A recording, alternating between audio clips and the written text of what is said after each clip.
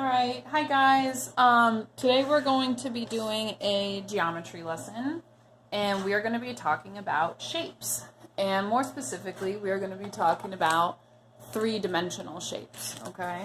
And I have sugar on my table, and you will see why in a minute. Okay, three-dimensional shape. So what is a three-dimensional shape? Well, I think to understand a three-dimensional shape, it's really important first to understand a two-dimensional shape. So we've been working with two-dimensional shapes all year.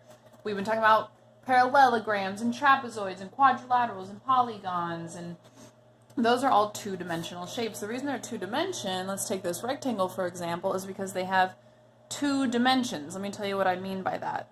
Here this shape, as you guys know, to find the area is the base times the height. It has two dimensions. It goes a long way and it goes in another direction. Okay, two dimensions. All right, well, how is that compared to a three-dimensional shape? Well, a three-dimensional shape has a base and a height, just like a two-dimensional shape, but then it also has a width. So do you see how that was three dimensions? 1, 2, and 3. Okay, so a lot of times when you go to 3D movies, things will pop out at you.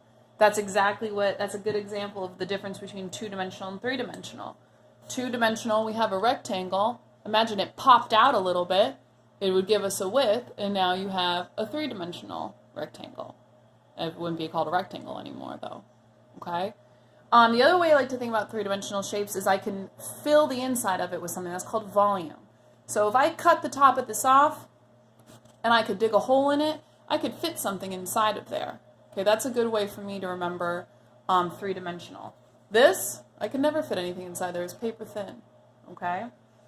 And actually paper is a good example of a two-dimensional shape. But we're not going to talk about just any old three-dimensional shapes. We're going to talk about solids. Okay, that's another word for a three-dimensional shape. They're solids. Okay, they're solid things. Solids of revolution. And no, I'm not talking about the American Revolution. I'm not talking about a war or you know, but I am talking about revolution in terms of rotation is another word for revolution, okay? And you guys know all about rotation. We studied it in science, all right? What does rotation give us? Well, if we have the Earth, it rotates. And as you guys know, as it rotates, that's what gives us day and night. Remember, we studied this. If the Earth didn't move, if it didn't rotate, this half would have day all day, this would have night all night. Okay, so rotation. Rotation just means spinning around on an axis. All right, so remember the Earth has an axis, and it spins and spins and spins and spins around. That's another word for revolution or rotation. So what's a solid of revolution? Okay, sounds kind of cool. I have an experiment here for you guys. I'm not going to lie, it's much, much better if you do it at home. It doesn't take a whole lot of materials.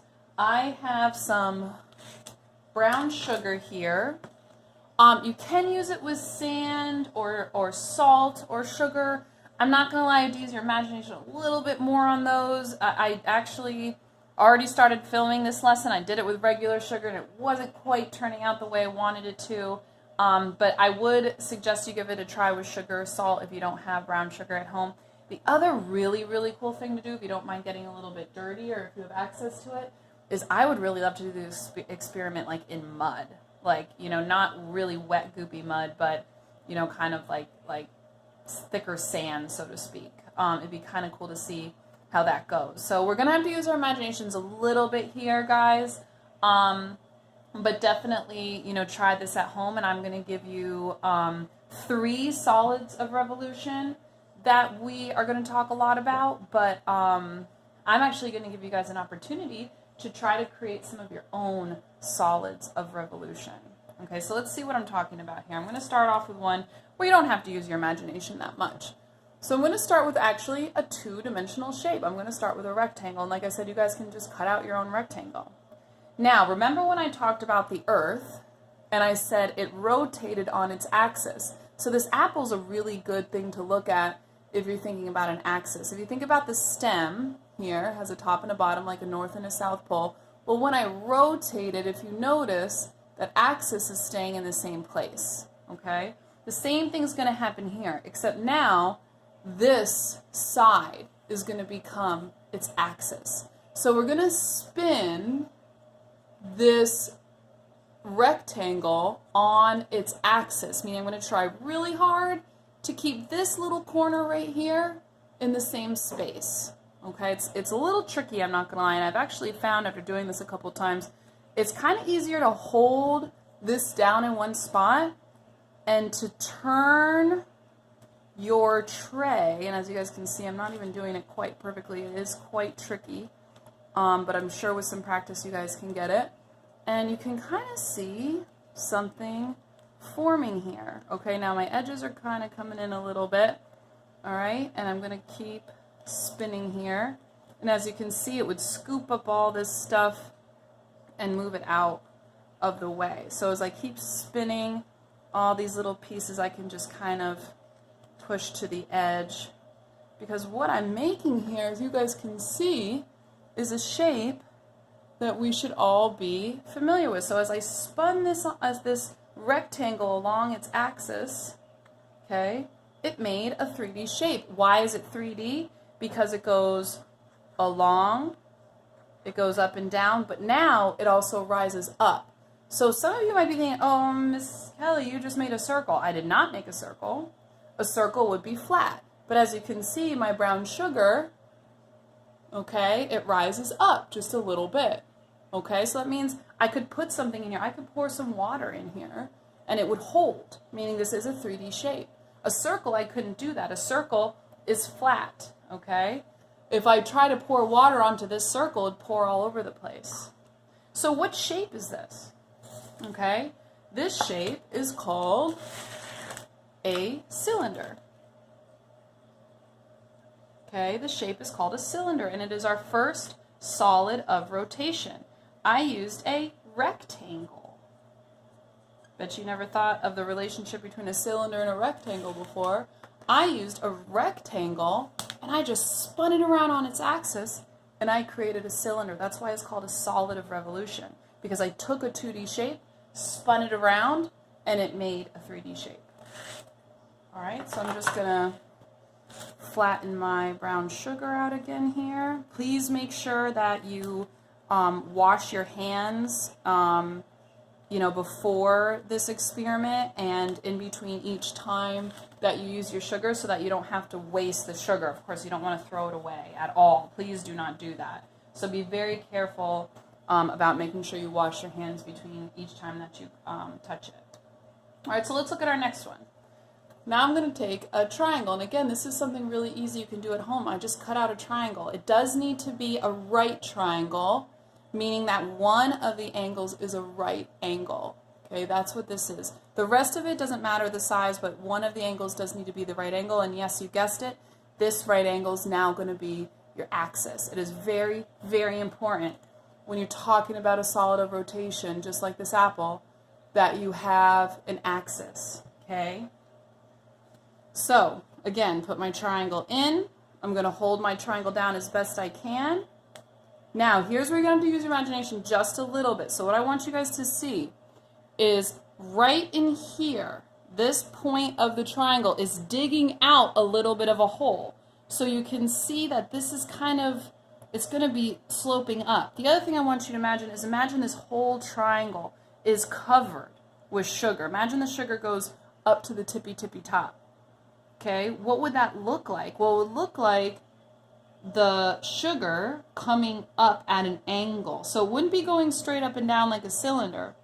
It'd be coming at an angle. So let me just keep going, see what you guys can notice here. So again, I'm going to try to keep, I can stick my finger under here because again, it's going in at an angle. This is one of the ones you're really going to want to do at home, because you're going to see, you see that just collapsed? That's because it dug it out. So these are one of the ones you're really going to want to do at home, so you can see exactly what I'm talking about.